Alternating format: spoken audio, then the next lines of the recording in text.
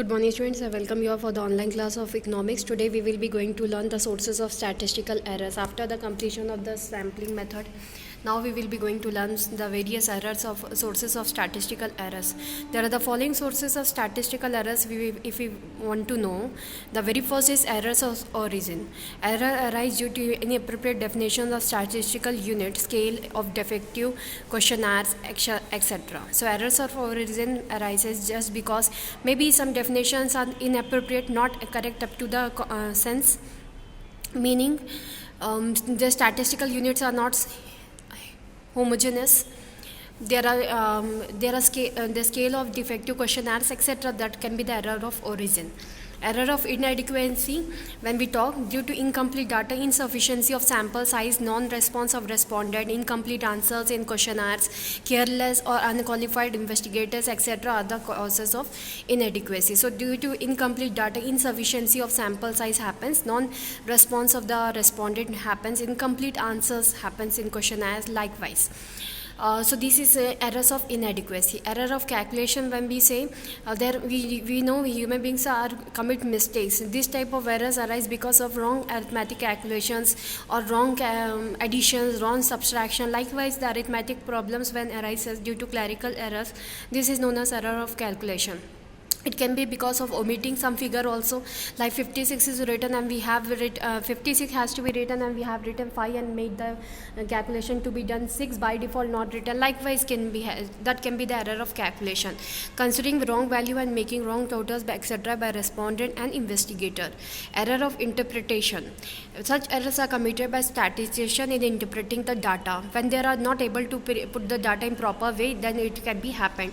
Types of error, when we talk student, all the errors are broadly classified into following types. Very first is absolute and relative error. When we talk absolute, they are fixed, and relative means it will be related to many other data also. That errors is known as absolute and relative error.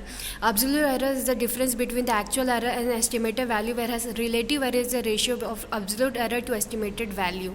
Absolute error equals to actual value minus estimated value. Relative error equals to absolute error upon estimated value. So these are the two different formulas. Absolute error, if we want to take, we have to subtract the actual value what we got minus the estimated what we thought we will get. If we will subtract, we will get the absolute errors. Relative error, what happened in the particular question, if we want to know, then we have to divide the absolute error upon estimated value. That absolute error, the formula is definitely what we have written in the before, actual value minus estimated value. It can be written in that way also. Actual value minus estimated value upon estimated value. That is the absolute error. So this is the type of errors happen, students. Now the sampling and non-sampling errors. When we talk about sampling errors, in a sample survey, only the small part of the population is studied. Hence, while drawing conclusions about the universe, this would result in certain amounts of errors. But in a census study, such errors disappear altogether. Thus, the difference between a sample result and the census result is that under the same circumstances is known as sampling error. So sampling error is, student, what? In a sample survey, only the small part of the population is studied and not the full. Hence, this, while drawing conclusions about the universe, this would result in certain amount of errors. Means, like for example, sample, when we say 2000 students investigation we have to do about the state, but we have taken the sample of 20 and we had made the estimation of the 12,000. So that way the errors, it doesn't say the 20 sample will prove the 2000, it will justify the 2000. So that way, if we are saying, it is known as sampling error, because it is 20 people are representing the whole universe. Hence, while drawing conclusion about the universe, this would result in certain amount of errors, but in a census study, such errors disappear together. Thus, the difference between a sample result and the census result under the same circumstances is known as sampling error. Even if more care has been taken in the selection of a sample, these errors are bound to appear. The results drawn from the sample may not be set percent correct, but it is approximate. Sampling errors are of the following two types: biased errors which are confusing, unbiased errors that are not confusing. There are these biased forms of errors. These are those errors which arise as a result of any bias or confusions or prejudice of the selector. They are not satisfied with the particular result, then biased errors arises. Such errors are also called cumulative errors or non-compensating errors, or his bias or prejudice remains constant as the number of the sample increases. Unbiased errors, when we talk student, these are those errors student which arise without any bias, without any confusion or prejudice. These errors arise not because of any bias or in the part of the investigator, but because of chance difference between the units of the population included in the sample and those not included in the sample. It is called random sampling error. It goes on decreasing on an average as the size of the sample increases. Hence, such errors can be minimized by taking a large sample. Now comes non-sampling error student. When we talk about non-sampling error, these are those errors student which these errors can occur in any type of survey, whether it be census or sample survey. These errors are also known as measurement errors. These errors are committed intentionally or unintentionally in the investigation.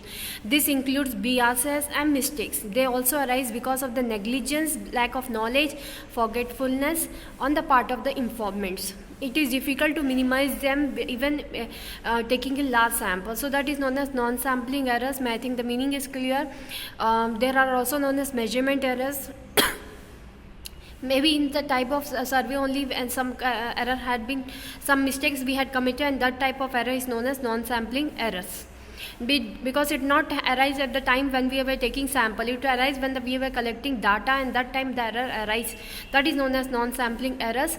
These errors are committed intentionally by or unintentionally by the investigator. Okay, so these are the errors which we can handle and which we can tackle. Also some errors we cannot make corrections also. Basis of sampling, when we talk student, the sample inquiry is based upon the following two main principles. Very first is law of statistical regularity. When we talk about law of statistical regularity student, the law of statistical regularity is based on the theory of probability. It enunciates that a number of items selected at random from a large group referred to as population tend to possess the characteristics of the entire universe. This is called the law of statistical regularity. The law of statistical regularity is only a tendency. This means that the result given by the sample are likely to be only approximately the same as the result given by the population. So that is known as law of statistical regularity. So law of statistical regularity is very that law which is based on the theory of probability. If it is upright, in the another case it won't be. So it enunciates that a number of items selected random from a large group tend to possess the characteristics of the entire universe. Maybe the number which is left out not came in the random selection, that can be much good than the selected one. So that can be there. So that is known as law of statistical regularity. The law of statistical regularity is only a tendency, which means that the result given by the sample are likely to be only approximate, not exact. Law of inertia of large numbers. This law is a corollary of the law of statistical regularity. This law states that other things being equal, larger the size of the population, more accurate the result will be. Are likely to be. Means if population is big, then definitely the size of the sample must also be big. Like 2000 students, if we want to investigate at least 200 to 500 students, 550 students, if we will make a sample study, then it will be more clear as compared to 200 students. So that is the thing. Law of inertia of large number states that in the particular investigation, if we are taking sample, then large number of sample must be taken as compared, because it gives more accurate result as compared to less number of sample. Next is difference between census and sample method, or superiority of sample method versus census method. Less time. In sample method, there is less time saving, whereas census method time consuming. Less expensive. Sample method is less economical in comparison to census method. Suitable in certain situations. Sample method is suitable when the universe comprises units of homogeneous nature, whereas census method is found appropriate to apply when the universe comprises units of heterogeneous nature. Detailed information. Under sample method, a few items or units surveyed are selected from universe. These units are selected generally representative of the universe. Whereas under census method, the investigator observes each and every item related to the subject matter. Not even a single thing is to be left out. That is the census. So it is time consuming. Result is also coming delay. So that is the that is about the census and the sample method. Size of sample, an important decision that has to be taken while adopting a sampling technique is about the size of the sample. Different opinions have been expressed by experts on this point. Sampling theory is of little help in arriving at a good estimate of the size of sample in any particular situation. The following consideration may be kept in mind when determining the appropriate size of sample. Very first, size of universe. Second is nature of items, homogeneity, heterogeneity, degree of accuracy, sample inquiry, etc. Census of India and NSSO. A short story about Census of India and NSSO. There are various sources and organizations both at the national and state level through which statistical data are being collected in India. Census of India and National Sample Survey Organization (NSSO) are major agencies at national level who conducted the surveys related to each person investigation about the particular objective. The Census of India provides complete information about the demographic condition of the country. After independence, the first census was held in 1951. The census collects information of various aspects of population such as size, density, literacy, sex ratio, birth and death rate, etc. The NSSO, initiated in the year 1950, is a nationwide large-scale continuous survey operation conducted in the form of successive rounds under the overall direction of Governing Council to impart objectivity and autonomy in the matter of collection, processing and publication of the NSS data. The NSSO has 4 divisions, namely Survey Design and Research Division, Field Operation Division, Data Processing Division, and Coordination and Publication Division. The NSSO is headed by the Director General and Chief Executive Officer, who is responsible for coordinating and supervising all activities of the organization, and is assisted by a small secretariat called Coordination and Publication Division. An additional Director General heads each division except CPD, which is headed by a Deputy Director General Survey Design and Research Division. Functions of NSSO, when we talk: collection of data relating to industry and crop estimation, collection of data on different socio-economic conditions such as literacy, birth rate, death rate, density, sex ratio, employment generation, etc.